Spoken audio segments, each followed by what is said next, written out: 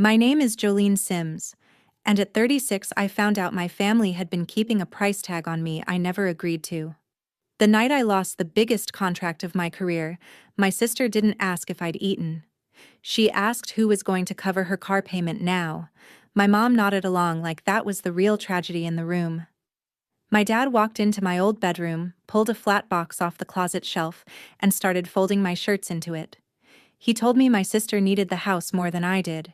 They had no idea what I'd already built 3 hours down the coast, or whose name was really on the deed to a small house by the water. What happened over the next few weeks took the whole thing apart, board by board. Welcome back to Hidden Family Revenge, where quiet people finally stop holding the door open for folks who only knock when they want something. If a story ever made you sit up a little straighter, stay with me, drop a comment, and be sure to subscribe. Let me take you back to that Friday in late spring. I run a company called Tideline Property Restoration. We take coastal houses the ocean has tried to kill and bring them back. Rotted joists, salt-eaten siding, foundations the storms loosened. That's my trade. I started it with nothing but a truck and a borrowed nail gun, and I built it into something. So when my biggest client called that Friday morning to tell me his investor had pulled out, I didn't fall apart. The resort restoration was gone. A quarter of my year's revenue, gone in a phone call. I sat in my office in Mara Bay and looked at the numbers. Then I closed the laptop. I've rebuilt houses the sea swallowed whole. I could rebuild a quarter. The thing that bothered me wasn't the money. It was that I'd have to tell nobody, because nobody in my family ever asked what I actually did. They thought I worked construction. Close enough, I let them believe it. That afternoon, I made the long drive I made every Friday, 3 hours inland to Millhaven, the town I grew up in, to the house where I'd been sleeping for 18 months. My dad had a heart attack a year and a half back. I moved into my old room to help. I kept my real life on the coast and my obligation in Millhaven, and I drove the line between them every week. When I pulled into the driveway that evening, there were 2 extra cars at the curb. My cousin Dell's truck, and the rusted Charger that belonged to my sister's boyfriend, Cody. Company. In my family, company on a Friday usually meant somebody had already decided something about me, and I'd be the last to hear it. The screen door slapped shut behind me, and my sister's voice met me before I cleared the hall. So it's true. You got fired.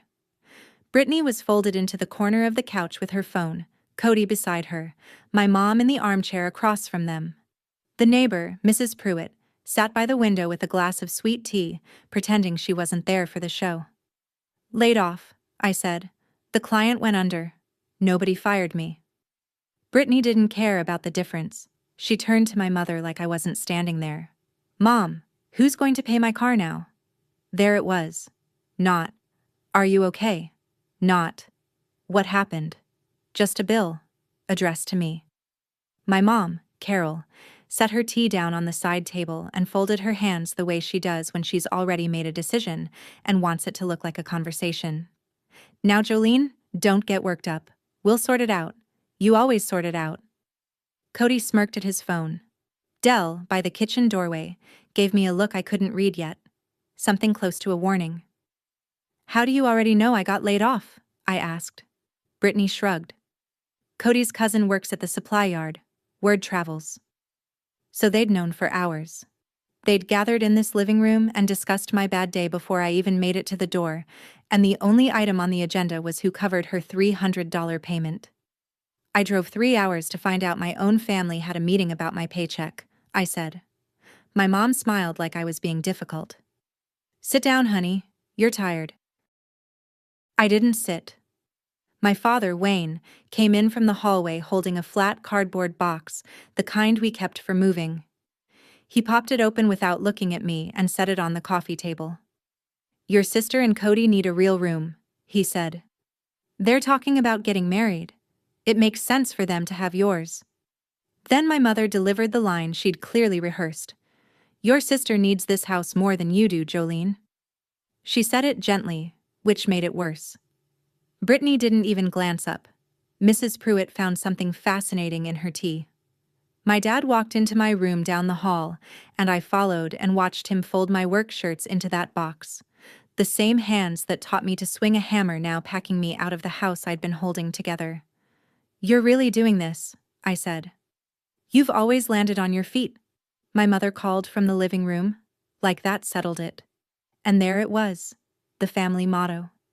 Jolene lands on her feet, so nobody has to catch her. I looked at the box. My grandmother's old sewing tin was on top, the one Nana gave me when I was 12. I picked it up and held it. Then I reached into my jacket pocket and felt the cold weight of a keyring I never explained to anyone in that house. I didn't explain it now. "You're not throwing me out," I said, quiet. "I'm choosing the door." My dad finally looked at me, and for a second, something flickered. Then my mom said, "Don't be dramatic." And he went back to folding. I picked up the box myself. I walked out before anyone could open the door for me, and I shut it behind me on my own. I drove the 3 hours back to the coast that same night, the box rattling on the seat behind me. I didn't cry. I was too busy doing math. By the time the road turned to salt air and the lights of Mara Bay came up over the dunes, I'd already decided how the next month was going to go. My apartment sat above a bait shop 2 blocks from the water. My office was a converted boathouse a mile down the road, with my name on a sign I'd paid for myself. This was my real life, the one my family never bothered to visit. My business partner, Renata Vance, was still at the office at 10 p.m., the way she always was when a contract fell through and we needed to scramble.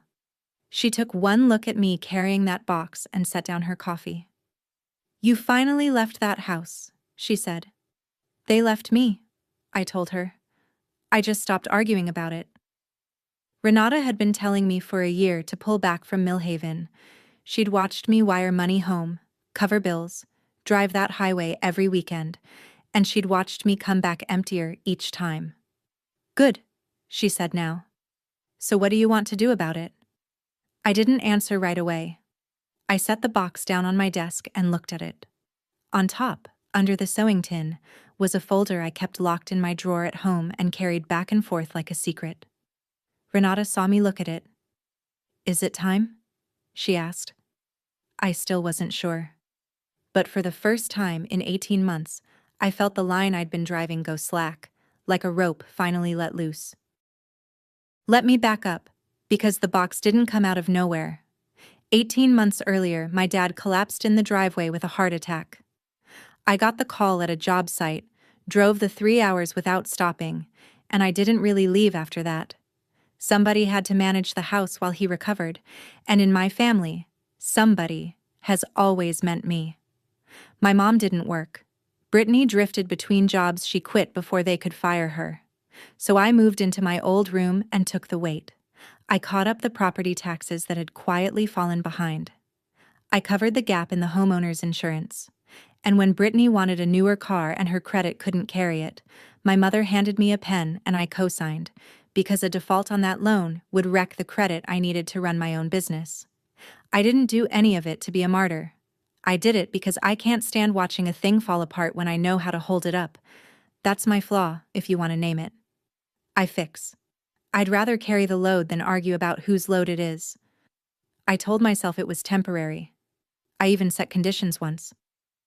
Brittany pays her own car after 6 months, I said, the day I signed. My mother waved it off. She's getting on her feet. She never got on her feet because nobody ever let her hit the ground. And me? I was the one who never needed catching, which in that house was just another way of saying I was the one nobody had to think about. I drove that highway every Friday and told myself family was worth it. I believed that, right up until the night they handed me a box. People who hear this story always ask the same thing. Why does your mother love your sister more? It isn't that simple, and I won't pretend it is. Between Brittany and me, my mother lost 2 babies. She doesn't talk about it, but my grandmother told me once, years ago. 2 pregnancies that ended before they started, and then Brittany arrived. Small and early and breathing against the odds, my mom decided that child would never want for anything as long as she lived. She built her whole self around keeping Brittany safe and close. And somewhere in there, she decided I was the strong one. The one who didn't need worrying over. I understand where it came from. Understanding it never made it hurt less. My father came from his own wreckage. His father was a hard, loud man, and Wayne learned early that peace meant agreeing with whoever raised their voice the most. In our house, that was my mother. So he didn't fight for me. He just kept his head down and folded shirts when he was told to. The only person who ever saw me clearly was my grandmother, Nana Marlene. She used to pull me aside when I was small and say, "You were never the strong one to me, baby. You were just the only one who showed up." She lived in a back room of the Millhaven house now, 80 next month. Her world shrunk down to a recliner and a window. She'd lost the one place she ever loved a long time ago, and losing it had folded something in her. I think that's why I drove that highway so long. Not for my mother. For the old woman in the back room who'd remembered my name when no one else bothered. That first night back in Mara Bay, I didn't sleep. I sat at my kitchen table with my laptop and a cup of cold coffee, and I started pulling the threads. First, the autopay I'd set up for the Millhaven property taxes and the homeowner's insurance. Both ran out of my account. Both stopped that night with 2 clicks. Then Brittany's car. I'd been quietly making those payments myself, so I logged in and killed the autopay that same night. I knew a cosigner can't just phone in and vanish off alone. The only clean way off was for Brittany to refinance in her own name, and she'd never qualify for that. So I did the honest thing instead. I stopped covering it, and I told her in plain words the payments were hers now. If she let it default, the repossession would scuff my credit too. I decided I could carry one bruise to be free of a 15-year tab. Then I made a list of every standing thing I quietly covered, and I drew a line through each one. It took me about an hour, and when I was done, the whole quiet machine I'd been running for that house had stopped. They threw me out at sunset.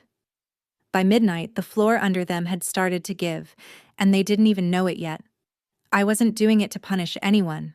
I was doing it because the wall had finally walked away from the house, and a wall can't hold up a room it isn't standing in. I opened the locked folder I'd carried back from Millhaven. Inside was a deed, 3 years old, with my name on it, for a small house on a strip of beach 40 minutes up the coast. I'd told no one, not Brittany, not my mother, not my father. I traced the address with my finger the way you touch a photograph of someone you lost. Then I closed the folder and went to bed. The thing about a house is, it doesn't fall all at once. First a payment slips, then a notice arrives. Then a phone rings in a kitchen 3 hours inland, and a woman who never read a bill in her life realizes she doesn't actually know what holds her roof up. I want to stop here for a second. People keep telling me I was cold that night. Maybe I was. But I'd spent 18 months being warm inside a house that saved all the heat for someone else. If you've ever been the wall a family leaned on until you cracked, you already understand exactly what I felt driving away. Stay with me. The part where it all turns is coming. Hit subscribe so you don't miss it. For 2 days, the house in Millhaven went silent. No call from my mother, no text from my father. Brittany posted a photo of my old room with a caption about finally getting space. I didn't answer. I threw myself into work instead because that's what I do with a wound. I bury it under a task list. Renata and I went after smaller jobs to cover the hole the resort left. A storm-damaged duplex. A widow's porch that was one good wind from collapse. Honest work that paid on time. On the 3rd morning, my cousin Dell called. Dell's the only one in that family who ever told me the truth without being asked. "Hey," he said. "Thought you should know. A letter came to the house. Bank letterhead. Your mom's been staring at it all morning." "What kind of letter?" "Something about the home equity line." She looked scared, Jolene. "She kept asking your dad what it meant. He didn't know either." I felt something cold settle behind my ribs. "What home equity line?" Dell went quiet. "You don't know about it?" "Dell. What home equity line?" "I figured you set it up. It's got..." He paused. "Look, I shouldn't be the one telling you this, but your name's mixed up in it somehow. Your mom mentioned it." I thanked him and hung up and sat very still. There was a piece of this I didn't have yet, and it had my name on it. I'd find out soon enough that the people who threw me out of that house had been quietly leaning on me in ways I never agreed to, in places I'd never thought to look. Brittany called that afternoon. I almost let it ring. Some reflex made me pick up, the old reflex that still hoped somebody might ask how I was. "Hey," she said. "So my insurance is due Monday. Can you cover it? And Mom says the water heater's making a noise, so probably that too." No, hello. No question that didn't end in a dollar amount. "Brittany," I said. "Do you know where I am right now?" "I don't know." "The beach somewhere?" "I'm 3 hours away, and I'm off your payroll." A pause. I could hear Cody in the background saying something low. "Don't be like that," Brittany said. "You always handle this stuff." "I handled it because nobody else would. That's not the same as it being mine to handle." "So you're just gonna let my car get repossessed? Over what? Your feelings?" I almost laughed. "I'm not your bank, Brittany. I was never supposed to be." Cody's voice got louder in the background. "Ask her about the other thing," he said, and Brittany shushed him, but I'd heard it. "The other thing." "What other thing?" I asked. "Nothing," Brittany said too fast. "Forget it." She hung up. I set the phone down on my desk and looked at it for a long while. There was a script in that family, and I'd been playing my part in it for 15 years. The dependable one, the open wallet, the wall. And now that I'd walked off the set, they were all confused that the lines weren't landing anymore. The trouble was, somebody had written me into a part I never read, and Cody had just let the page slip. That night, I sent the message I should have sent years before. I kept it short, the way I keep a quote to a client when there's nothing left to negotiate. I wrote it to all three of them at once: the taxes, the insurance, the car cosign, done, as of now. I gave them a clean date and the number for the bank and nothing else. No apology, no paragraph about how much it hurt. I'd learned a long time ago that grief doesn't move people who think your job is to bleed quietly.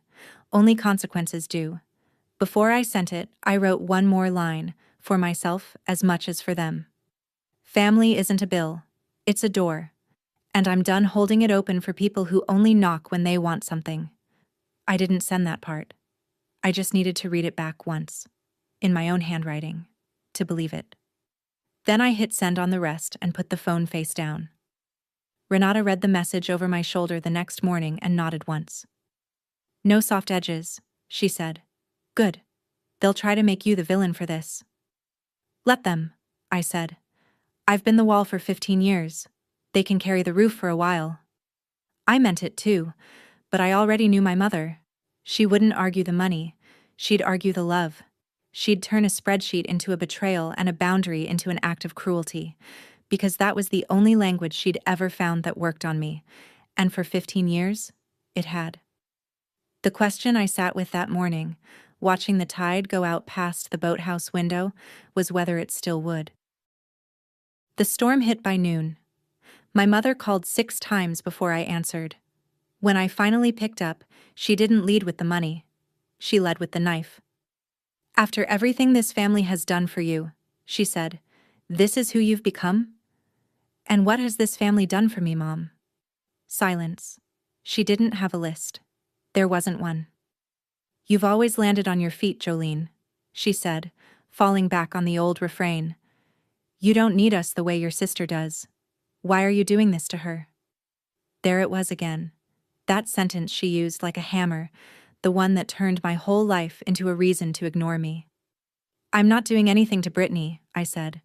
"I stopped doing things for her. That's not the same. She could lose her car? Then she can make her payments, the way adults do."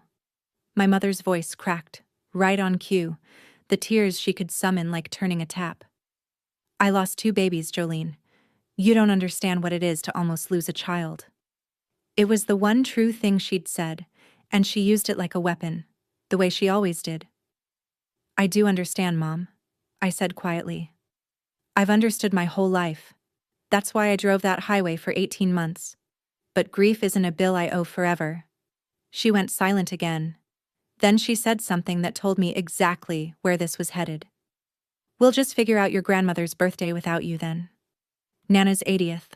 The whole family was planning it, and my mother had just made it a battlefield. I hung up and sat there, and a plan I'd been afraid to make for 3 years started, very quietly, to take shape. I drove back to Millhaven 2 days later, but not for my mother.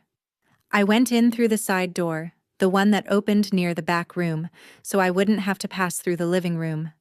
Nana Marlene was in her recliner by the window, a quilt over her knees, smaller than the last time I'd seen her. Her face lit up when I came in, the way it always did, like I was the only weather she cared about. "There's my girl," she said. I pulled a chair close and held her hand. The skin was thin as paper now. We talked about small things, the birds at her feeder, a show she liked. Then she got quiet and looked out the window at the gray Millhaven sky. 80 years, she said. Can you believe it? What do you want for it? I asked. For the birthday. She smiled, but it was a sad one. I had one good house in my whole life, she said. Out on the water. Your grandfather and I bought it the year we married. We lost it when the bad years came. She'd told me this before, but never like a wish. The sea took everything else from me, but that porch. I used to watch the sun go down off that porch and think, this is mine. Nobody can take this. She squeezed my hand. Funny what a person remembers at the end. I didn't tell her what I knew. Not yet. I just sat with her until the light changed, and on the drive back to the coast, I made a call to my attorney about a document I'd been thinking about for 3 years and had never been brave enough to draw up. The house Nana lost is the house I bought back. I never told her. 3 years ago, it came up at a county auction, half ruined, the porch sagging into the sand, and I emptied my savings and took it. By the 3rd year, I'd finally reached the bones of the place. The original interior walls nobody had opened since my grandparents built it. Every owner after them had only done surface work, paint, and cheap fixtures, the easy things. Not one of them ever went into the structure. The day after I sat with Nana, I drove up the coast to work, because tearing out rot is the only thing that calms me. I was prying loose a sealed wall section beside the old chimney, lath and horsehair plaster that hadn't moved in 70 years, when something dropped out of the cavity and hit the subfloor. A coffee tin, rusted at the seams, the kind they don't make anymore. I sat down right there on the subfloor and pried it open. Inside were photographs, curled and yellow.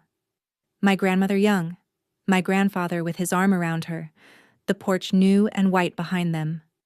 And under the photos, a sheet of paper folded into a small hard square, soft from age. Her handwriting. A list. Things I want before I go. I read it with my heart going slow and heavy. Most of it was simple. See the cousins once more. Make peace with Wayne. And at the top, underlined twice so the pen had nearly torn through. Watch one more sunset from the porch of a house that's mine. She'd sealed that tin inside the wall the year they built the place, behind plaster no one ever had a reason to open, and it had waited there in the dark, through the foreclosure, the new owners, the long ruin, because not one of them went down to the bones of the house. Until I did. I sat on that floor until the light went orange through the salt-streaked window. Then I folded the list back into the tin, and I knew exactly what I was going to do, and exactly where. I called my attorney from the porch, sitting on the new boards I'd laid myself, the ocean going dark in front of me. I want to set up a life estate, I told her. My grandmother. She lives in the house for the rest of her life, no rent, no conditions. I keep the ownership, but the right to live there is hers until she's gone. My attorney walked me through it. It was clean, it was legal, and it was exactly the kind of thing nobody could argue me out of, because it was mine to give. I'd bought this house with my own 2 hands and a decade of grinding. No one had handed it to me. And now I was going to hand the best of it to the one person who'd ever handed me anything. I'd throw Nana her 80th birthday right here, on this porch. in the house she lost and never knew she'd gotten back. I'd watch her face when she realized where she was, and the family that packed my shirts into a box could find out the same way everyone else did. I started planning it that night. The caterer, the chairs, the string of lights along the eaves. Renata thought I'd lost my mind. "You're throwing a party for the people who threw you out?" "I'm throwing a party for my grandmother," I said. "They're just going to be there for it." My phone buzzed while we talked. A new inquiry had come through the Tideline website, through the listing where I quietly rented the cottage out for events when it sat empty. Someone wanted to book it. For a family party. I almost didn't read the name. When I did, I had to read it twice. The booking request was from a Carol Sims. I sat there staring at my own screen. Carol Sims wanted to rent a beach house for an 80th birthday party. My mother had gone looking online for somewhere nice to host Nana's birthday, somewhere that would look good in front of the cousins and the church friends, and the algorithm had handed her my cottage. She had no idea it was mine. She didn't even recognize it as her own mother's lost house.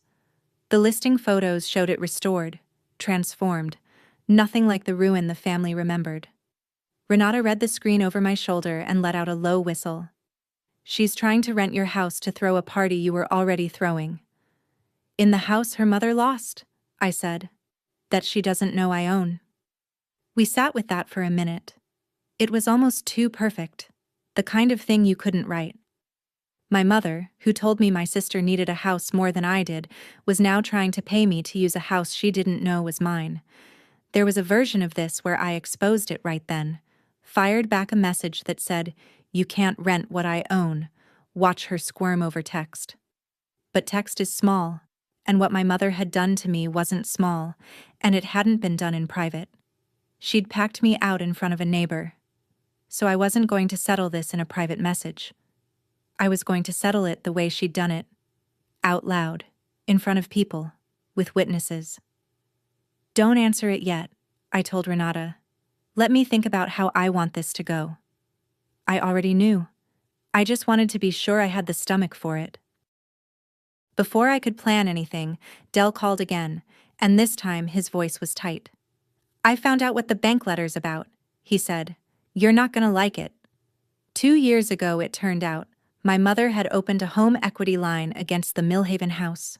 To fund Brittany. To fund Cody. Really. His truck. His business idea. The wedding they kept talking about. And because her own credit was thin, she'd used the only strong name attached to that house. Mine. She'd kept copies of everything from the car cosign, my social security number, my income, my old signature, and she'd used them to forge my name onto the equity line application. I never saw it. I never signed it. But on that paper, I was a borrower. The line was now delinquent. The house was the collateral.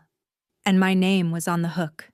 Here's the part that matters, the part I've turned over 100 times since. I'd seen a sign of this. A year back, a strange letter came addressed to me at the Millhaven house, something from a lender I didn't recognize. I asked my mother about it. She said it was junk mail, a pre-approval, nothing. I called the number anyway and got a runaround, and when I tried to have my name pulled, they told me the account holder had to come in and sign, and the account holder was my mother, and she never went. So I'd caught the smoke and reached for the alarm, and the door had been locked from a side I couldn't reach. I sat with the phone in my hand and felt the whole shape of it land. The house they kept me out of had been standing on my name the entire time. I didn't panic. Panic is for people who don't know how a foundation works. I called my attorney back the next morning and we went at it like a job. Methodically, from the bottom up. We pulled the loan documents. We set the signature on the application beside my real one and saw the forgery plain. We logged the dates against where I'd actually been. Then we did the unglamorous, necessary things. A written fraud dispute to the lender, an identity theft affidavit, a police report in the county where it was filed. My lawyer was blunt with me. "This is a strong fraud claim, but the bank has to open an investigation, and that can run for months. They won't just hand the debt to whoever spent the money. That's not how any of this works." What we're doing is disputing whether you're liable at all. If the forgery holds up, you come off it. And the bank goes after the people who actually signed. I sat with that. Naming my mother. Putting it in writing that she'd forged me onto a loan. A year ago I'd have flinched and eaten the debt to keep the peace, the way I always had. Not this time. File all of it, I said. So we did. It was slow, careful, uncertain work. The only kind of fight I trust, because it can't be argued away with tears. My mother would get a different letter soon, one that said the account was under fraud investigation, and the daughter she threw out was no longer quietly carrying it. I didn't gloat about it. I just filed each document and slept fine. There's a particular peace in fixing the right thing for once, instead of the thing everyone expects you to fix. Then I made my move on the party. I had Renata answer my mother's booking inquiry from the Tideline business account under the company name, with my name nowhere on it. The cottage was available for her date, the message said. The event coordinator would handle the details. My mother, delighted to have found somewhere that photographed well, paid the deposit without a second look. She never asked who owned it. People like my mother don't ask who's holding the thing up. They just enjoy standing on it. So now the family was coming to the coast, to my house, to throw Nana's 80th, and not one of them knew whose porch they'd be standing on. I let them book it. I just didn't tell them whose it was. You're really going to let them set up a party in your house thinking it's a rental, Renata said. I'm going to let them walk in believing my mother arranged something beautiful, I said. And then I'm going to tell the truth in front of everyone who matters to her. That was the whole shape of it. My mother dealt in shame done in public. The box, the neighbor, the meeting behind my back. So I'd answer with truth, done in public. Not a scream, not a scene. Just the facts. In a room full of witnesses where she couldn't spin them into a private little story where she was the victim. I spent the next 2 weeks finishing the cottage. New porch rail, fresh white paint. A little wooden sign I carved myself and hung by the door, though I kept it covered for now. The party was set. Nana didn't know. My mother didn't know. The only people who knew were me, Renata, and a lawyer, drawing up a deed. My father called the week before the party. He never calls. I almost didn't recognize the number flashing his name. Jolene, he said. And then a long quiet, the kind he fills a room with. I know that night wasn't right. The box. I shouldn't have packed your things. I waited. I'd waited 18 months for him to say a true sentence, and I wasn't going to rush it. Your mother said it was best for everyone, he went on. I went along. I always go along. That's the thing about me, I guess. It is the thing about you, Dad, I said. Not cruel, just true. He breathed out slow. There's a letter came about the house, about the loan. Your mother won't tell me what's in it. I closed my eyes. Ask her, Dad. It's her loan. She says it's got your name on it. It does. She put it there, without asking me. Silence on the line, long enough that I wondered if he'd hung up. I didn't know, he said finally. I believe you, I told him. You never know anything in that house. You make sure of it. It was a hard thing to say to my own father, but he'd earned the hearing of it. Are you coming to your grandmother's birthday? He asked. I'm coming, I said. More than you know. I didn't explain. He wasn't ready, and neither was I. But I felt something I hadn't expected. Not forgiveness. Not yet. But a small open window where a man who'd spent his life folding shirts and keeping quiet might, just once, choose to stand up straight. I hung up and went back to sanding the porch rail, and I let myself hope a little. Just a little. Hope is cheaper than disappointment, and I had room for it. The consequences I'd set in motion started landing in Millhaven that same week, and Dell narrated it to me whether I asked or not. The car went first. A truck came on a Tuesday afternoon and took Brittany's SUV out of the driveway, while she stood in the doorway in her robe, screaming at a man with a clipboard who'd heard worse. 2 months behind, with no one left quietly covering it. She had to ride with my mother now. Everywhere. Like a teenager again. Then, the home equity notices started coming in earnest. With the account under a fraud dispute and me no longer the silent name behind it, the lender's letters landed squarely on my parents, and the bank's fraud unit began asking my mother questions she couldn't answer. The bank wanted payment they didn't have. My mother called Dell crying about what Jolene did to us, and Dell, bless him, said, "Aunt Carol, Jolene didn't take out that loan." She hung up on him. Cody, sensing the money drying up, started spending less time at the house. The wedding talk went quiet. I felt a hard, complicated thing watching it from 3 hours away. Not joy exactly. More like watching a building you warned everyone about finally settle the way you said it would. I hadn't pushed it over. I'd just stopped standing where the wall used to be. "You doing okay with all this?" Dell asked me. "I'm fine," I said, and then I caught myself, because that word had been used against me my whole life. "Actually," I said, "I'm better than fine. For the first time in a long time, the thing falling apart isn't me." Dell laughed, low. "Save me a seat at the party," he said. "Front row," I told him. "You're one of the few who earned it." Quick pause. I could have called my mother and explained all of it. The loan, the house, the party. I didn't. Some people only hear you when the quiet gets loud enough to cost them something. If you've ever gone quiet on purpose, you know exactly what I mean. Tell me in the comments where you're watching from. And stay close, because the party is almost here, and so is the part nobody saw coming. The last week before the party, I more or less lived at the cottage. I finished the porch and washed the windows until the salt was gone and the glass took the light clean. Renata strung lights along the eaves. The caterer confirmed. I had a cake made, lemon, because that was Nana's. The little carved sign by the door stayed under a cloth, waiting. The cottage didn't look like the ruin the family remembered, and it didn't look like a rental. It looked like a home that had been loved back to life, which is exactly what it was. I stood on that porch the night before and watched the sun go down over the water, the way Nana wrote she wanted to, and I tried to picture her face seeing it. I'd brought the coffee tin with me. I set it on the mantel inside, the photographs propped up beside it, the list folded in the tin where she'd left it. Some part of me wanted her to find it herself. The deed sat in a folder in my truck. Signed, witnessed, the life estate drawn up clean. Everything was ready. My mother thought she'd rented a pretty venue. Brittany thought she was attending a party. The cousins were driving in from 3 counties. And not one of them knew that the house they were about to celebrate in had been bought back from the wreckage by the daughter they'd packed into a box, or that the old woman of honor was about to be handed the one thing she'd written down and hidden in a wall for 50 years. I slept at the cottage that night. I woke before dawn to the sound of the tide, and I lay there listening to it, steady and certain, and I was not afraid.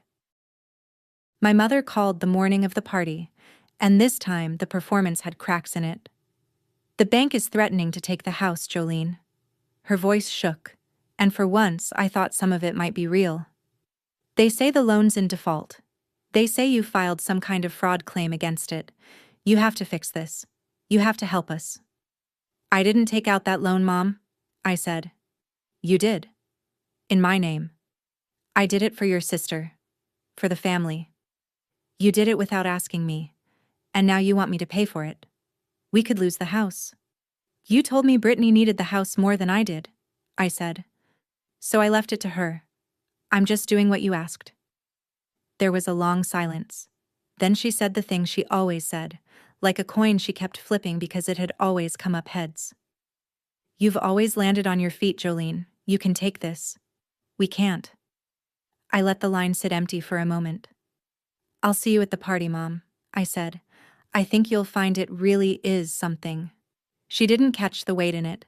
She was too busy being frightened and furious and certain I was the cruel one. "At least you're showing up for your grandmother," she snapped. And there was the knife again, the implication that I'd ever once not shown up. I hung up and finished loading the truck. The cake, the folder with the deed, the cloth-covered sign, though it was already hanging by the door. I drove the 40 minutes up the coast to the cottage with the windows down and the salt in my hair, and I felt steadier than I had in years. Today the truth got to stand up in a room and be counted. I got to the cottage 2 hours early to walk it one more time. The caterers were setting tables on the lawn that ran down toward the dunes. The lights waited for dark. Inside, the photographs stood on the mantel beside the tin. I checked the deed in its folder, the life estate clipped behind it, my grandmother's full name typed clean across the top. Renata found me on the porch. "You sure about doing this in front of everyone?" she asked. "They could make it ugly." "They already made it ugly," I said. "In a living room, in front of a neighbor, with a cardboard box. I'm just answering in the same room they started the conversation in." She nodded slowly. "What's the plan?" "No plan, no speech. I let my mother do what she does. She'll take credit for the house. She'll perform for the cousins. And when she's standing in the middle of it, sure she's won, I'll tell them the truth. Then I'll give Nana the porch." Renata studied me. "And the family?" "The family finds out they're guests," I said. "Not owners, not heirs. Guests. Today, because Nana loves them and it's her day. But the door I've been holding open with my own back for 15 years, that closes." I wasn't angry saying it. That's the part people never believe. I wasn't shaking. I wasn't rehearsing cutting lines. I was calm the way the tide is calm, the way a thing is calm when it knows it's going to happen no matter what stands in the way. The cars started arriving a little after 4. I heard them on the gravel, doors slamming, voices carrying up to the porch. I smoothed my shirt, picked up the folder, and went to greet my grandmother. Everyone else could wait.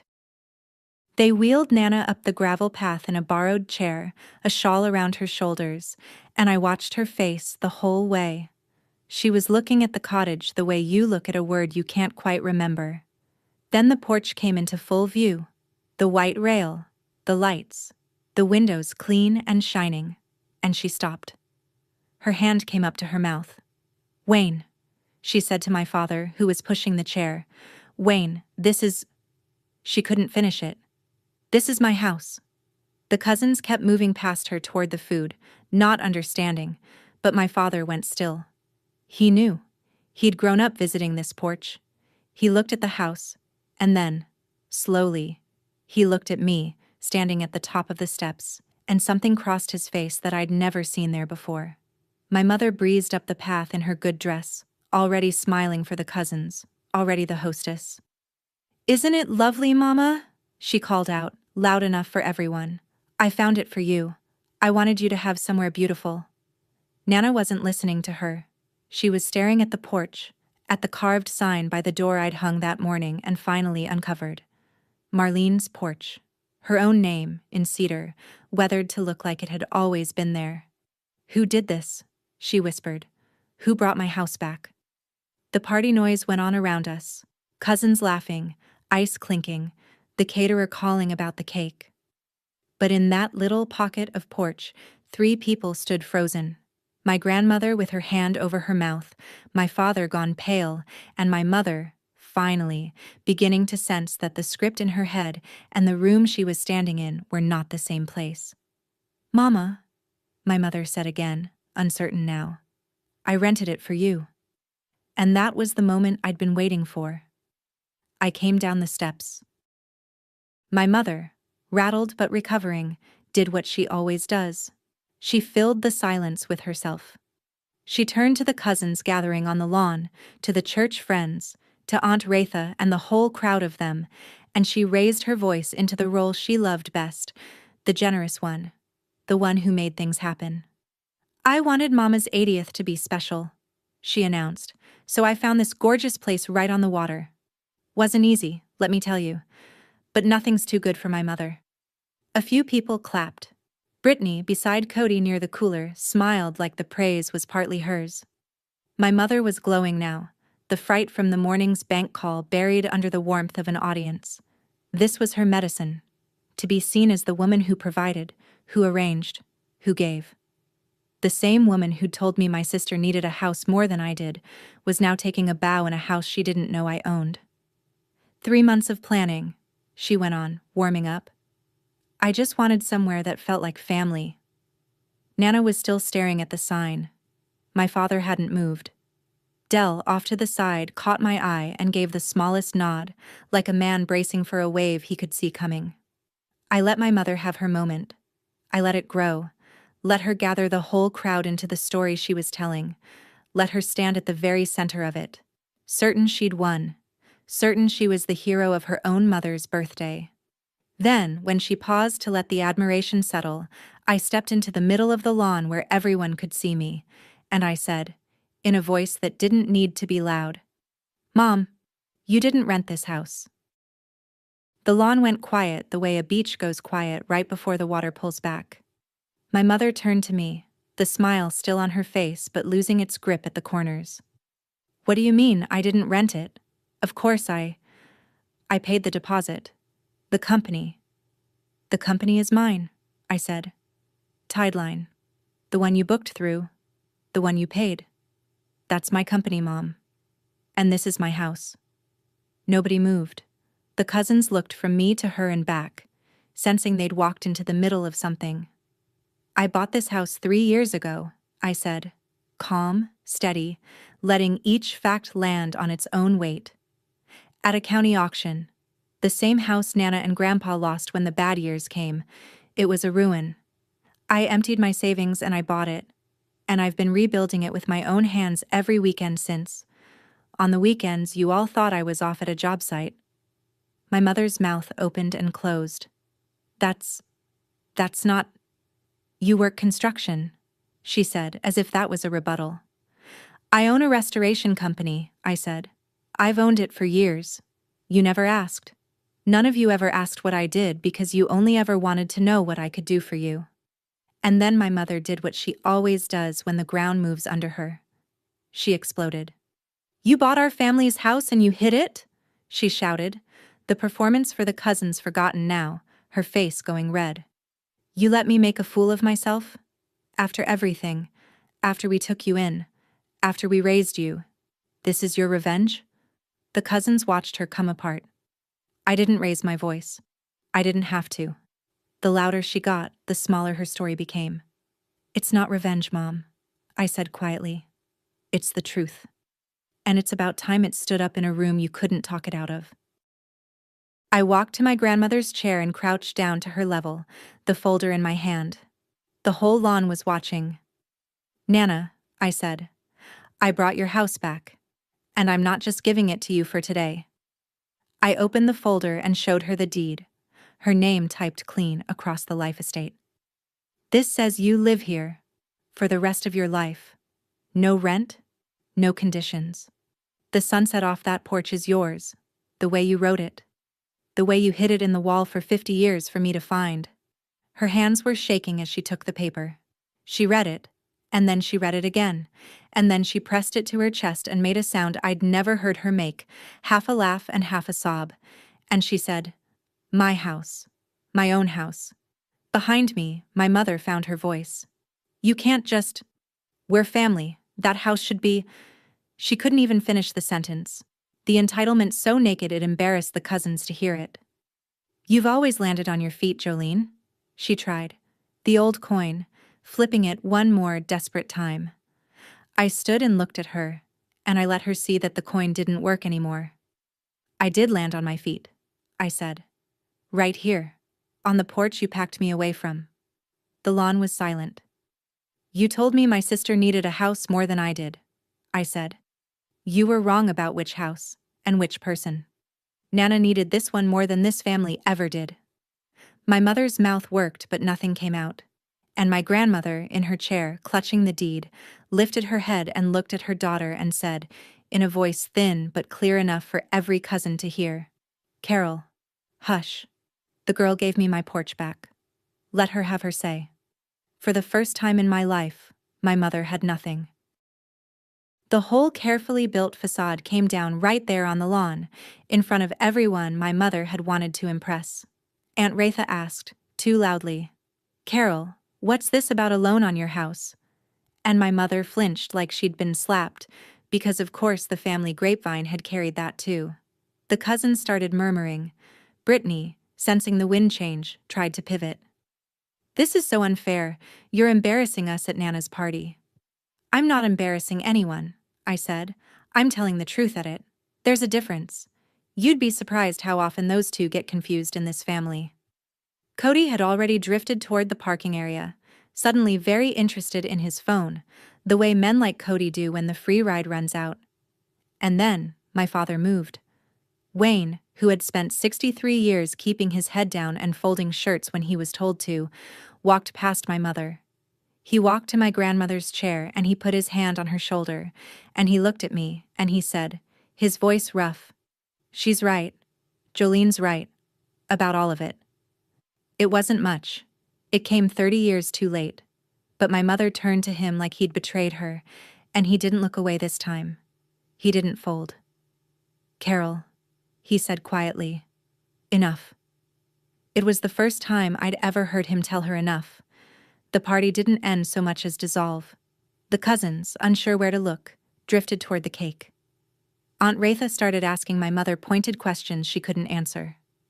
And I stood beside my grandmother's chair with my father's hand near mine on the back of it, and the three of us looked out at the water while behind us the family I'd carried for 15 years quietly came apart under its own weight. The crowd thinned out by evening. The cousins left in twos and threes, some of them stopping to squeeze my hand on the way to their cars, a few of them looking at my mother differently than they had when they arrived. Brittany left with Cody, then came back 10 minutes later because Cody had driven off without her. She didn't apologize, but she sat on the steps for a while, quiet, watching the water, and before she left with my parents she said, "I didn't know about the loan, for what it's worth." It wasn't much, but it was the first true thing she'd said to me in years. My parents drove back to Millhaven to face a house they'd have to save on their own now, with their own names and their own money. The home equity dispute would grind on for months, and nothing about it was guaranteed, but I'd stopped quietly carrying it. And what they'd actually signed for, they'd answer for themselves. I stayed behind with Nana. When the last car crunched out of the gravel, I wheeled her chair to the edge of the porch, and we sat together as the sun went down over the water, gold spilling across the whole bay. She held the deed in her lap the entire time. "First sunset, that's all mine," she said softly. "Took 80 years. It's yours now," I told her. "Every one of them, from here on." She reached over and found my hand, and we watched the light go down together, and neither of us said anything else, because nothing else needed saying. I kept the cottage, and Nana lived there. I drove up most weekends, the way I used to drive to Millhaven, except now the highway led towards someone who was glad to see me instead of someone who needed something from me. Tideline recovered. We landed 2 new contracts by fall, and the hole the resort left filled in. Board by board, the way holes do when you keep working. My mother and I didn't speak for a long while. I didn't slam that door. I just stopped holding it open with my back. My father called sometimes, short, careful calls, and once he drove out to the coast alone and sat on the porch with Nana and me, and didn't say much, which from him was a whole speech. People still ask me if I feel guilty, cutting my family off. I tell them what I finally understand. Family isn't a bill you owe forever. It's a door. And I'm done holding it open for people who only knock when they want something. The ones who knock because they love you, you'll always let in. The rest can learn to carry their own roof. I spent 15 years being the wall. It turns out I make a much better porch. If there's one thing I want you to take from my story, it's this. Setting a boundary isn't slamming a door on the people you love. It's finally deciding who gets a key. That's my story. 1 layoff, 1 cardboard box of folded shirts, and a porch a family tried to take from a woman who'd already bought it back. If this reminded you that your kindness isn't a debt you owe forever, take that as your sign. Give yourself the key first. Share this with someone who needs to hear it. Drop a comment, tell me where you're watching from, hit subscribe, and I'll see you in the next one.